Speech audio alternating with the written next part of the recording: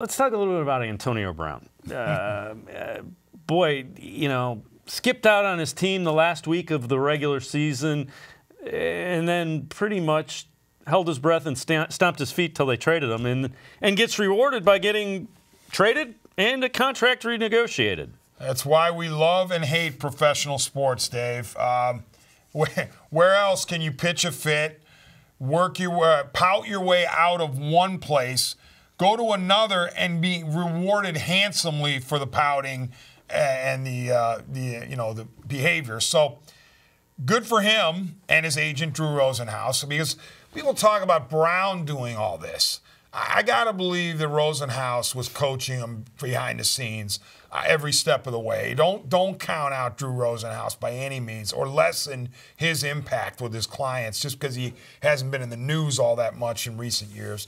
But it makes you scratch your head. You worry a little bit. Are other players going to see this and try to follow Antonio Brown's act? Okay, if I don't like it at my current place, I can pout my way out. But I would like to think that Brown is the rare exception as opposed to, even close to the rule. Well, and, the interesting thing is apparently the Steelers had a deal in place with the Bills, and then when they contacted Brown, he basically said he wasn't going to go. If the Raiders don't do that, I don't know where he ends up, because, there are a lot of teams that were kind of like, great talent, but I don't know that we want to get involved in that. Yeah, I would like to think that the Steelers would have made nice and, okay, welcome back, Antonio, you're one of us. And Roethlisberger would have put out a press release or something that said, hey, I love Antonio Brown. We're going to be rolling in 2019. But I get your point. They needed another suitor. The Raiders needed Brown, too. Right. I mean, yes, they threw mad money at him, but and yes, from the Raiders' perspective, it was a fleecing. They didn't give up much. But the Raiders needed Brown for marketing. They need him for Derek Carr. They need him for Gruden to call some plays finally with the dynamic playmaker. Oh, by the way, they need him for Vegas. So they both, both sides. Well, the Steelers don't benefit, but the Raiders benefit not only, even though they have to pay for the player, they get a lot of ancillary benefit as well. A third and a fifth-round pick, though, I thought it would be a little bit higher than that. I really so did. I.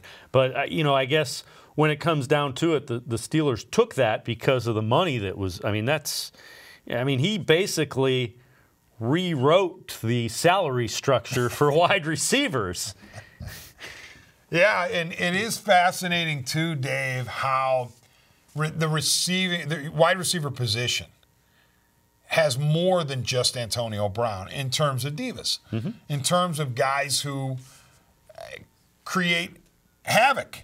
You think of a Terrell Owens alongside of a Brown and other guys, and yet they don't really touch the ball all that much in a game. Yes, they're impactful players, but I wonder why other positions don't have divas to the degree that wide receivers do. Well, they are the guys, they can touch. They touch it and they change the complexion of the game pretty quickly. Having said that, they need the quarterback to get them the ball. But I get where you're going with that. Well, we asked our Facebook question, what is the best team in the AFC North? That was our Facebook question. So Rick says the Browns are the best team. Steelers in turmoil over losing two of their best players. Add Jesse James into that. Ravens working on turning Lamar Jackson into a complete quarterback. The Bengals are, the Bengals. And with Dorsey as GM, the Browns are on the upswing. Dennis, I think Pittsburgh, but for the first time in a long time, we're more competitive. If they slip up, we can take the division. Carmen, the Browns are on the upswing for sure, but all these sources who say they are the favorite to win the North need to take a deep breath. They haven't reached 500 yet. Fair enough point. Let's see what free agents they sign, trades they complete, and who they draft. Until then, I think the Steelers, Ben and company, are going to be motivated to shut the people up about Bell and Brown. Your point. Carl says Baltimore because they still play defense and are unable to run the ball. Carl, keep in mind, though, they do lose Eric Weddle, Terrell Suggs, C.J. Mosley possibly. Glenn says Baltimore's the best team. They always play defense every year. Pittsburgh, although losing Brown and Bell, will retool with adequate replacements, but maybe on the decline. Browns are improving, hopefully. They will challenge Baltimore, but that's a huge task for a young team with a rookie head coach. And Carl says the Steelers until somebody beats them. Well, except last year's champion of the North was Baltimore. But I get Carl's point. He's talking about the Steelers over time in the Roethlisberger era are the gold standard of the North. And, you know, I do think they're going to be motivated to show people that they can win without Brown and most likely without Bell as well. The Ravens always seem to have a good defensive concept. It's plug and play, much like the Patriots with their both offense and defense, plug and play. You know, you have to have Brady, of course, but you can build, you don't have to have stars at every position as long as you have Brady and Belichick.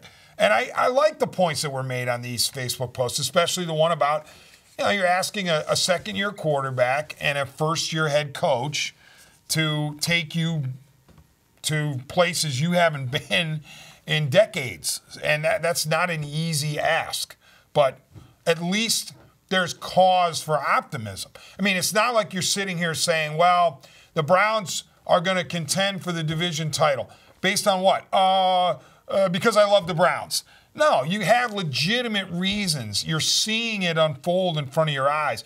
Even if the Browns don't go hog wild in free agency, I still like their roster, and they still have the draft upcoming, and I do believe they're going to sign at least one name that makes you go wow. But, at least there's genuine optimism about the Browns as opposed to forced.